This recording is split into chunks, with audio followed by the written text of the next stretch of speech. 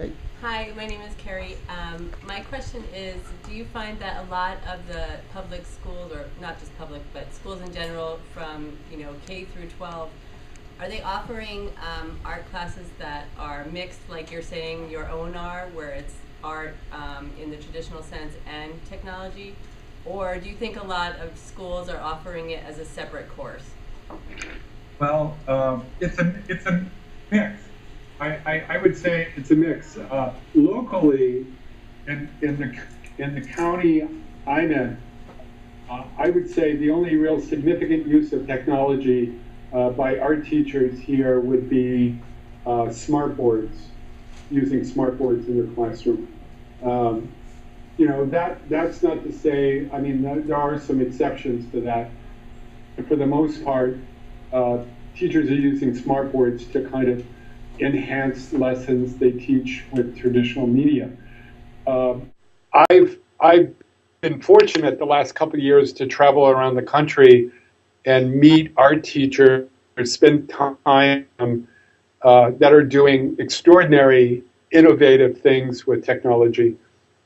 And in many of those cases, not all of them, it's not treated as a separate entity. It's really embedded into what they do. So they don't think of it as kind of like, although some of them teach technology classes, a lot of their other classes are kind of infused with different kinds of, tools, use of tools, if you will.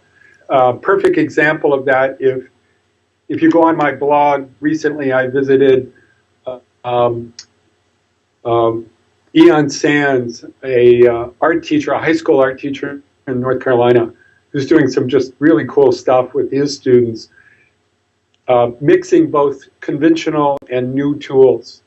And I like that a lot. I like that approach where it's a mix of, something old, something new. Okay, it's very easy to remember that. Uh, Can you tell us what he's doing specifically? What kind of a project or something like that?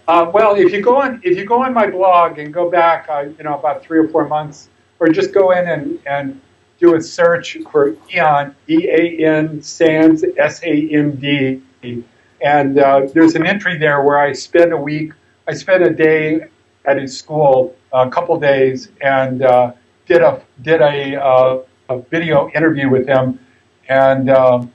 And a lot of other things. I mean, we did a lot of other things. But just real quickly, one of the activities he did was he taught students about mural making using um, basically dots, if you will, almost like uh, think about Post-it notes, okay? And he's done some really cool stuff creating these large hallway murals using Post-it notes. Well, and he talks a lot about the history of that going back to Byzantine art and that. So he relates it back into, art history.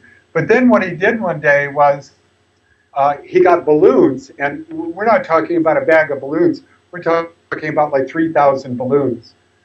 And the students blew them up, and out in the parking lot, they actually created a giant Mona Lisa using balloons, different colored balloons. And then we created a movie of that, okay? And just recently, in other words, it's kind of in that particular way, technology was used to kind of present something done in a traditional media. But he also has done things where he's done a lot of music videos where he incorporates art history along with digital video, with creating a kind of video production, kind of a YouTube video, if you will. So it's been a mix and match where he'll do he's always mixing conventional media with new media, and you'll just have to go to his website. I just urge you to do that, and you'll see a lot more examples than what I'm saying here. Okay. Another teacher, for example, I've worked with, and I admire very, very much, is Trisha Fugelstad from Illinois. She's an elementary art teacher in Illinois. and her website called Fugle. If you go to her website, Fugleflix, you'll see a lot of what she does in the art room. You go to Artsonia, you'll see that she is both a traditional and a kind of a digital art teacher. She mixes and matches, different kinds of media as well. Good. Other questions? Okay, good. Yeah, here we go. I just had just a question. Louder, louder, louder. When you were saying how sometimes you feel like the children know more than you do, it's like a two-part question. So first part is, I can't hear. Oh, do you feel pressure to keep yourself updated with what's going on, like in technology?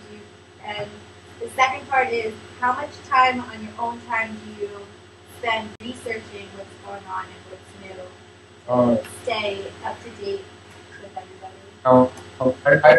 I'm laughing because, gee, welcome to my world. Well,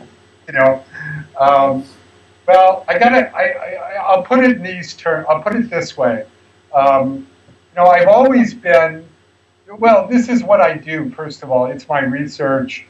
It's I spend a lot of time using. I spend a lot of time online. I spend a lot of time working with different kinds of technologies, and so it's kind of embedded into my practice.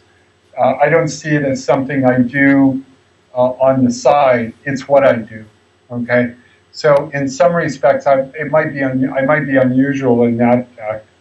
The other thing, though, is about 3 years ago, I don't know, it was maybe 4 years ago, I went to a conference in Boston called the Building Learning Communities Conference.